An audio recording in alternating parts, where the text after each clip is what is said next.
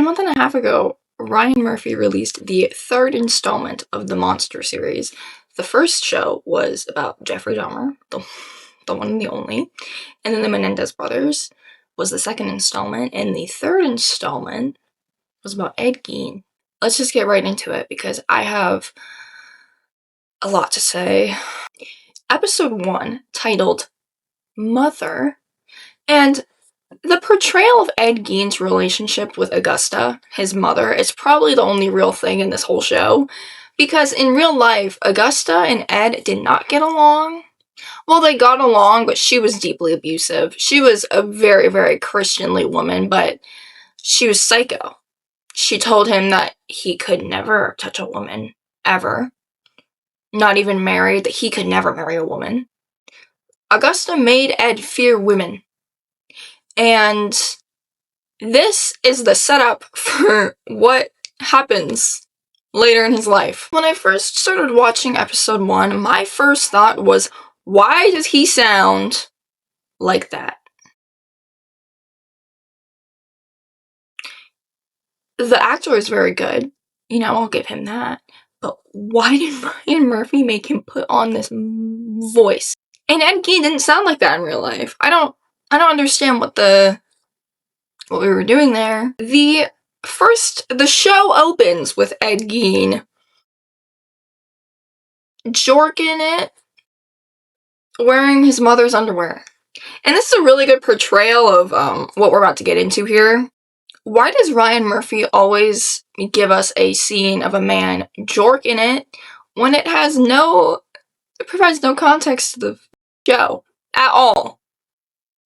Augusta catches Ed jorking it and throws him because he was doing it on a chair with a rope tied around his neck, and it was attached so that if anyone opened the door, I feel like he would hang himself, wouldn't he? Anyway, Augusta comes in, he gets thrown off the chair, and he's on the floor in his mother's bra and underwear. And the next thing we know, he's butt-ass naked standing in the kitchen, and Augusta is screaming Bible verses at him.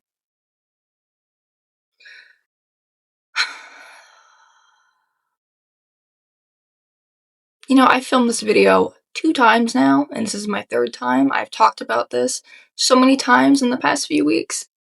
A bitch is tired. A bitch is tired of talking about Ed Gein jorking it. Augusta pulls out the words, the infamous words. These are things that she actually said to him in real life. Only a mother could love you, and you will never touch a woman. Women are sin. Real things she said to him. A few minutes after he's butt naked in the kitchen, we meet Adeline Watkins, and her character is deeply deeply controversial, yes, but also just annoying. This whole show, she bothered the shit out of me, and the real Adeline didn't do the things that she did in this show. Just take Adeline Watkins as the character in the Ed Gein show, compare her to the real woman. There's no contrast to be made because they're not the same person. Ed Gein in real life was obsessed with the Holocaust. Not like, oh, I have an interest in World War II. No, he was obsessed with the Holocaust. Like the acts of what the Third Reich people would do to the Holocaust victims. There's a scene where Adeline hands him a box, and in the box, it's a big box of goodies of photos and comic books about what happened in the 40s over in Germany. After the diner scene with Adeline, where they converse about the Holocaust and just that whole thing, we meet Ed Gein's brother, Henry Gein, and he doesn't get much screen time because Ed kills him in the barn. He bludgeons him to death with a log of wood after Henry tries to get him to run away from Augusta because Augusta is deeply abusive, etc., etc., etc. So Ed kills him and then blames his death on a fire, and Henry's death is labeled as asphyxiation. He did have bruises and blood all over his body though, so I don't really know how that was labeled as anything other than brute force. In real life, Henry did die by asphyxiation, but we all suspect that Ed killed him because they did have that argument, and there were bruises found on his body in real life too. So that is something that Ryan Murphy got right. For once. Some of Henry's last words were, "You've always been the peculiar type, and you need to get away from our mother." So, you know, he was really digging it in deep there. After he kills his brother, he hallucinates, and this is the first portrayal of Ed's schizophrenia that we see in the show. He hallucinates that Henry just gets up and walks away and says he'll apologize to Mother. The whole thing was that Henry was going to run away with his woman and get married and leave Augusta, basically. Soon after the authorities find Henry's body, Ed does the whole, oh my god, my brother's dead. What will I ever do? He does that whole thing. And Augusta has a stroke and passes away. And this is Ed's canon event, if you will. This is really like the start of what's to come. His breaking point was Augusta's death, and after she dies, she says to him, he hallucinates this, she says to him, "You can bring me back," as in from the dead. And he says, "Well, how can I do that?" And she's like, "You can dig me up." And the end of episode 1 ends with a random dead woman sitting in Augusta's old rocking chair. And the reason why it's a random woman and it's not Augusta's corpse is because Ed couldn't dig Augusta's body up. So Augusta told him to just dig up the body of the woman next to her. And he did. And this leads us to episode 2. After Ed digs up the random woman and puts her in Augusta's old rocking chair, we get introduced into episode 2, Sick as Your Secrets. The opening for episode 2 is Ed's hallucination of Holocaust captives running at him, like by herds. They're all running at his household, and he's out doing like farm work. He's on his little red tractor. Hundreds of them sprint at him, and he thinks this is actually happening, and he runs into his house, and he starts saying, "They know what I'm doing, they're gonna do it to me." He has some realization of awareness of what he's doing is wrong. Because at this time, he's already skinned that woman, the woman that is acting as Mother. He knows that he's fucked, basically. In episode 2, we meet the creators of Psycho, Robert Bloch and Alfred Hitchcock. They just sit at lunch and they're talking about Ed's psyche. This is like a year or so after Ed is caught. And this is something that did happen because Psycho is based off of Ed Gein's story.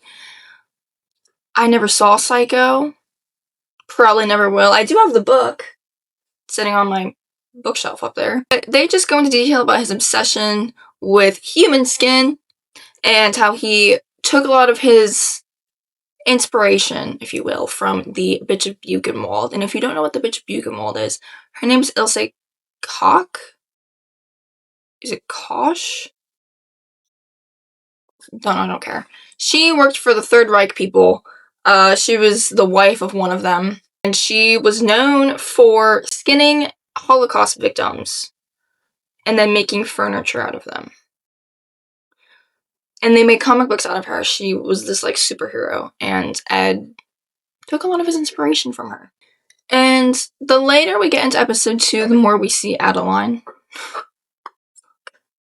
I don't like her at all. The more we see Adeline, and they go on a date. They go roller skating. And this date is such a red flag for me. If I was Adeline and a man that I was on a date with started talking about the bowls that he had that were made out of human skull, I would probably leave. And so he takes her back to his house because she thinks he's flirting with her and like wants to sleep with her, and he's like, I have him at my house, do you want to see? And she's like, yeah, I'd love to see your skull bowls.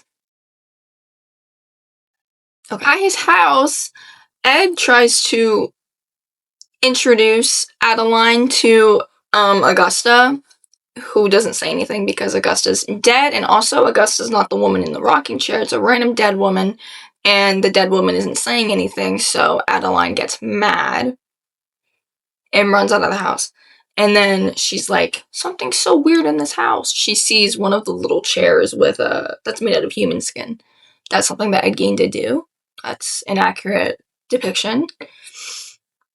Adeline storms out of the house. She listens to Ed talking about how much he loves her to his mother and how Augusta needs to be kinder to her in the coming days. Augusta's dead, so he's talking to a dead body here. Finally, we get to the Mary Hogan scene. Mary Hogan was a real victim of Ed's, and she was the tavern owner of a very popular tavern in Plainfield, Wisconsin. And she and Ed were acquaintances over just drinks and small talk and things like that. Ed begins to compliment Mary Hogan's body. And obviously, you're a woman in the 40s. You're very proper. You're not going to want to be complimented on your body. And Mary Hogan gets mad at him, and then Ed kills her in cold blood, and this is something that did happen. We don't know if Ed was hitting on her in real life. I don't think he was. He would never really. He was terrified of women, and so he takes Mary Hogan back to his house where he makes a skin suit out of her skin and wears her face mask. So, oh, the end of this scene, the end of this episode is just about the Psycho movie, and I don't care enough to cover that again. So let's go to episode 3, titled The Babysitter. The first scene worth mentioning in this show would be when the police knock on Ed Gein's door while he's doing his iconic dance scene sweeping around the house wearing Mary Hogan's face mask.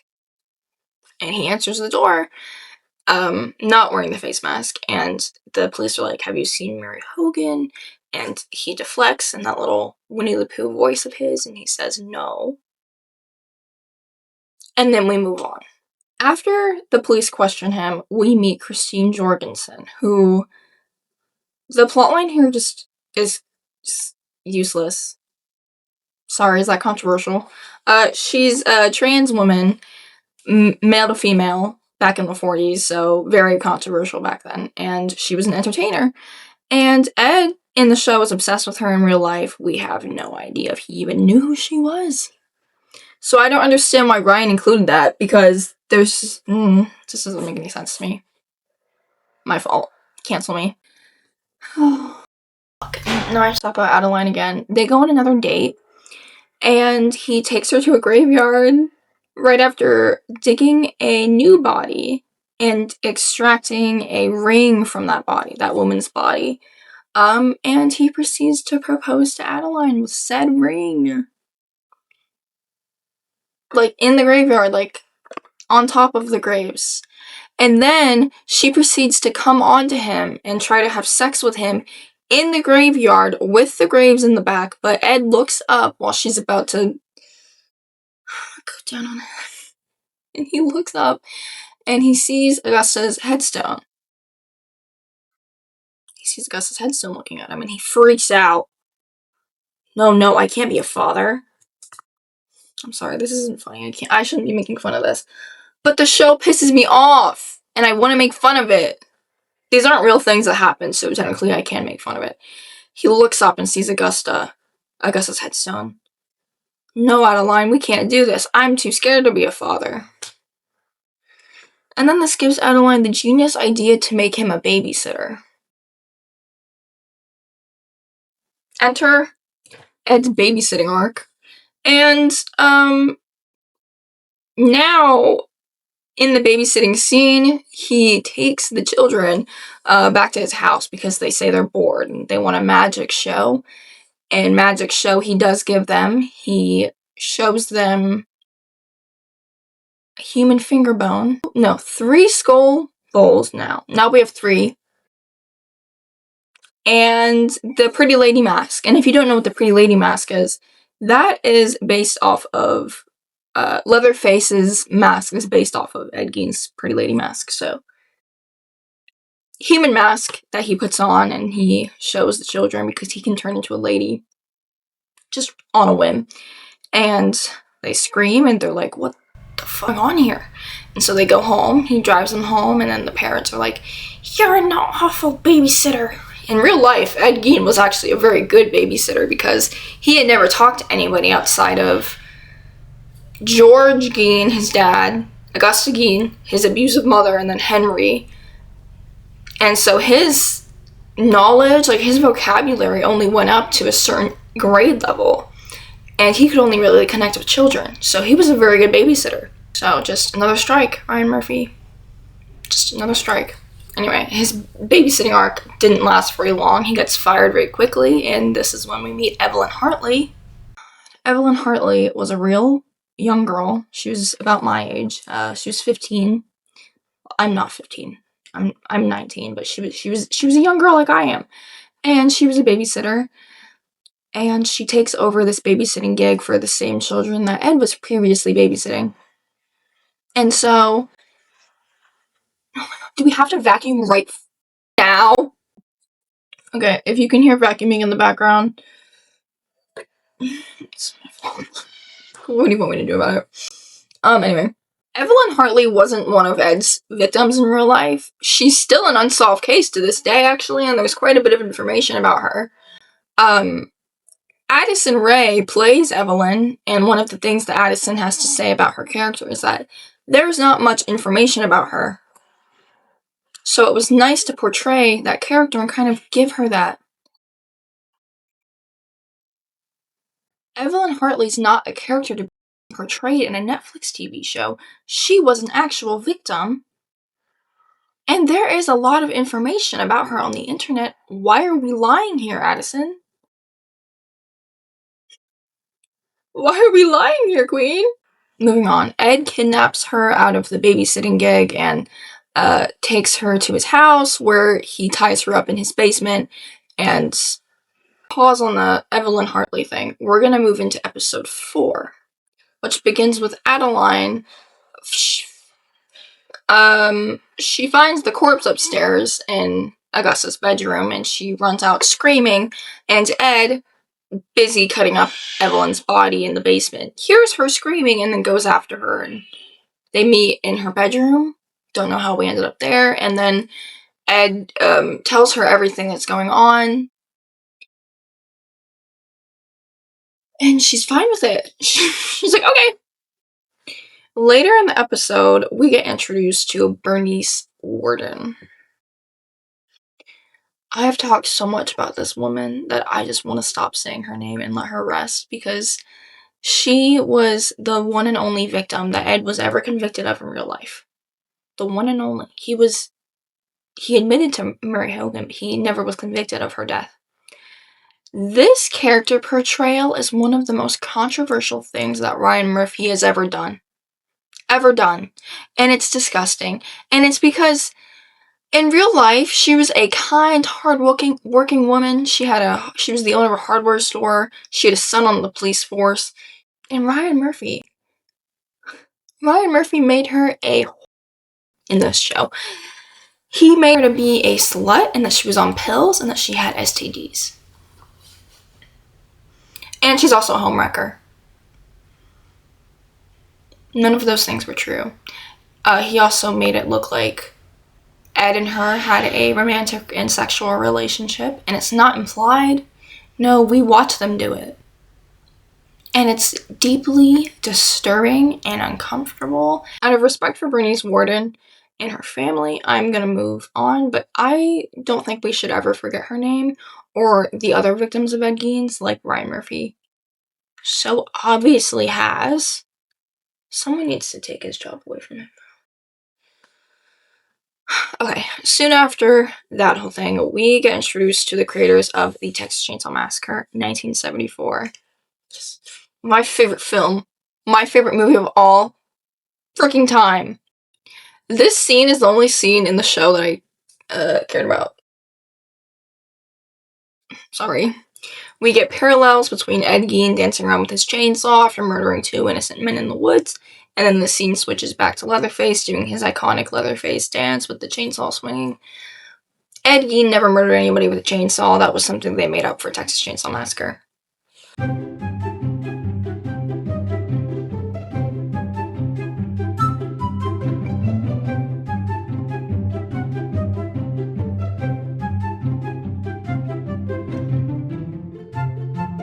Episode 5, I just don't care. It was about Adeline and her little side quest in New York City, and she tries to become a crime scene photographer, and it doesn't go well for her because she gets told that her photos suck, so sorry, Adeline. And then she's so angry that she murders a woman on her way out, and then she ends up back in Plainfield, and that's the whole show, and nothing else happens that I care about. So, episode 6, titled Buxom Bird, is the episode where Ed finally gets caught!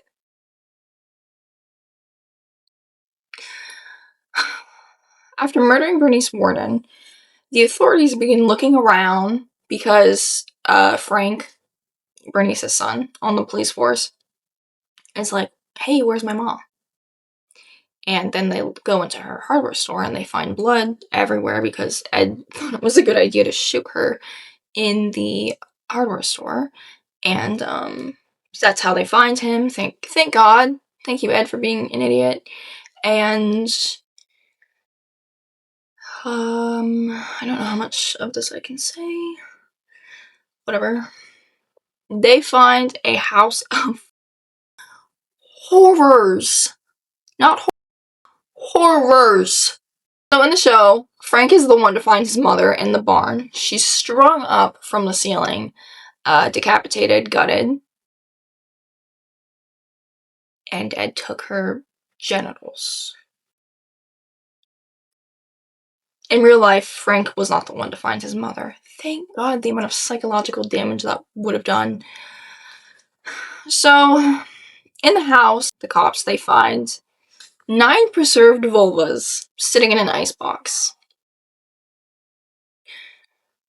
They find Bernice's head wrapped in a burlap sack. They find her intestines wrapped in clothing. They find the face masks that he used to wear. They found the furniture that he made out of human skin. They found the skull bowls. They found a heart cooking on the stove. So, and this is all stuff that they did in fact find in his actual house. So, good portrayal there, Ryan Murphy. Thanks for that. Ed comes riding in his truck on home, and they arrest him immediately. And his ass is thrown in jail, and he never sees Plainfield, Wisconsin ever again. Soon after, they do a lie detector test on him where he cheats it and tells them that he didn't do anything. He had claimed that he had no part in killing anybody, he was completely innocent, as if he had completely forgotten, which with his schizophrenia he probably did. He does admit to grave digging, and he said it was a hobby, and he also admits to decapitating Bernice Warden, and tells Detective Art that he wanted to put it on his wall. Art then asks Ed if he had ever eaten anybody, and Ed says no. But then Art tells him that multiple families have come out and said that Ed offered them meat when Ed was never seen to go hunting. He was not that kind of guy. No one invited him. I wouldn't. And, oh my god, again, deflects.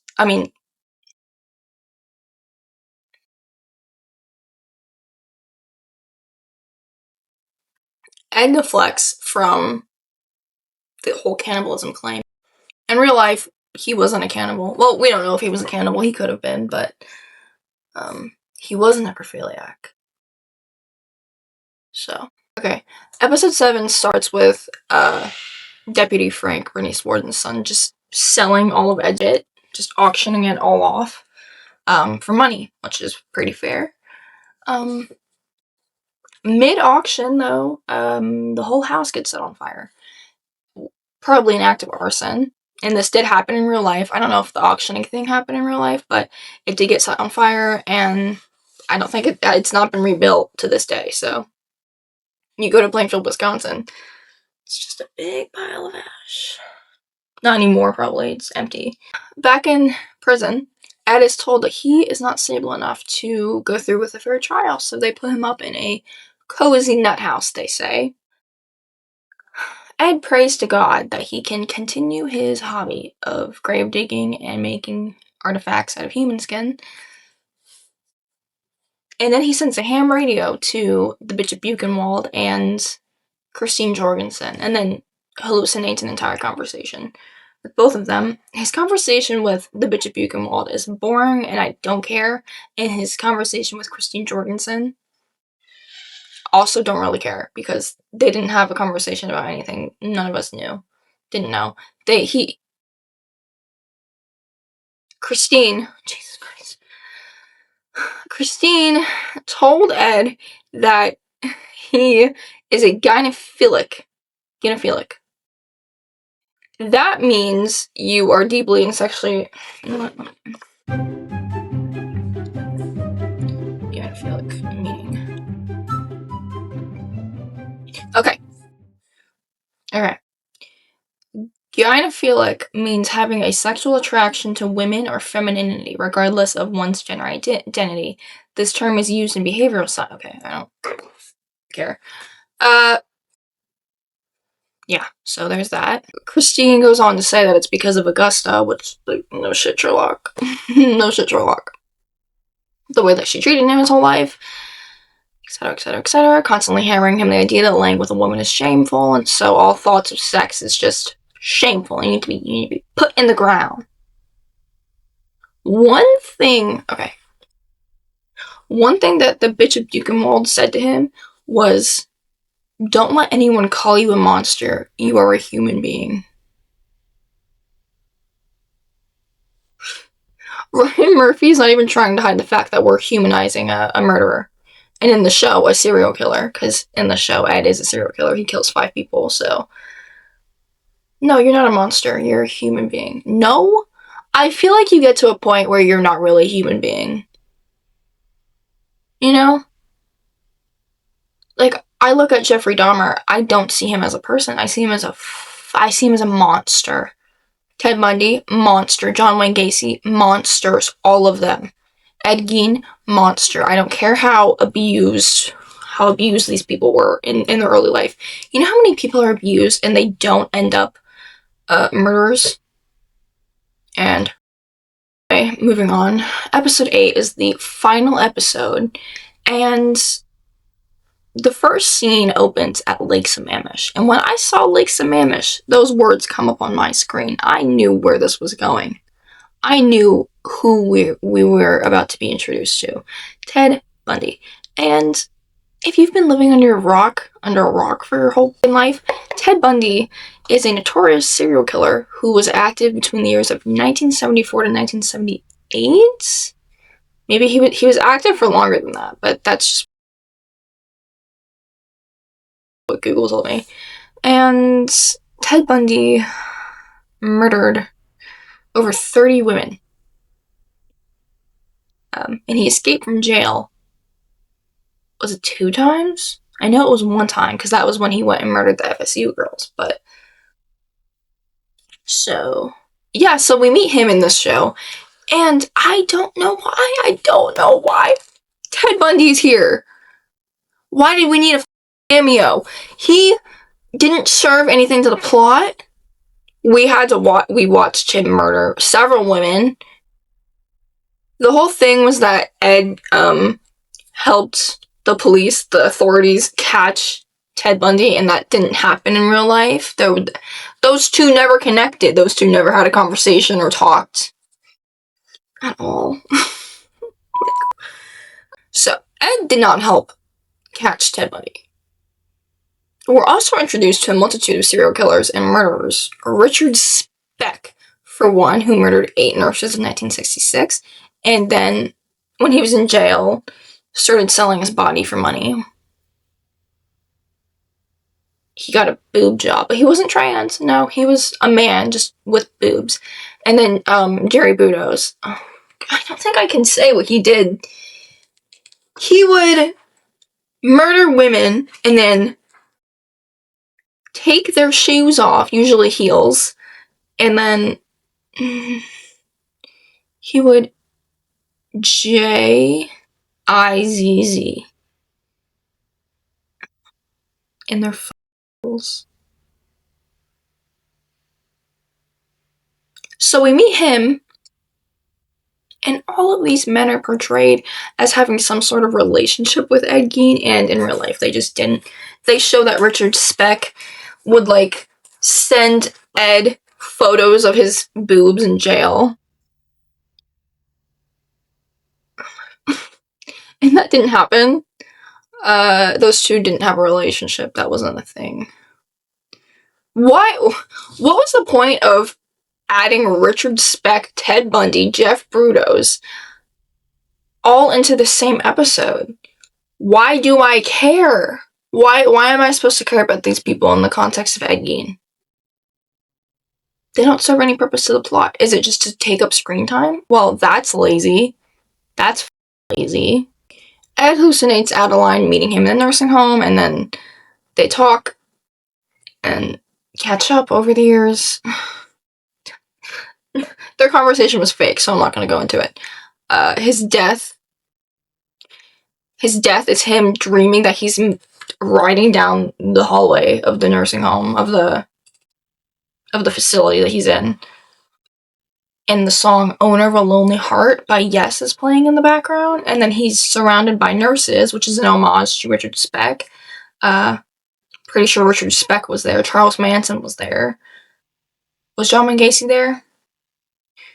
Just an array of serial killers. Ed Kemper was there, etc., etc., etc. And they were all dancing around him. Bro, I thought I was on an acid trip watching this, because what does this serve to the plot of the show? What does any of this mean? Ryan Murphy, I hate you. Like, I literally hate you. The whole show ends with some kids roaming around the Plainfield cemetery that Ed gets buried in after he dies. And he's terrorizing, like his spirit is terrorizing this one kid. And then the group of kids, like, steals his headstone. And this is something that did happen in real life. They did, to this day, he doesn't have a headstone. You go to Plainfield Cemetery right now, there's no headstone on Ed Gein's grave. So, I mean, well deserved. You're a piece of shit. You deserve to have your headstone stolen. All in all, I did not like the show. I don't think I need to say that. I think it's pretty obvious. Even as a piece of fiction, like, let's say that the real Ed Gein never existed and this was just a piece of fiction. Boring, clunky, lazy, irritating, stupid. That's what I have to say. I don't think that we need an 8-episode series of Ed Gein. Sorry. Especially when it's so fictionalized and sexualized and romanticized. The worst person you know is sexualizing Ted Bundy and Jeffrey Dahmer and Ed Gein.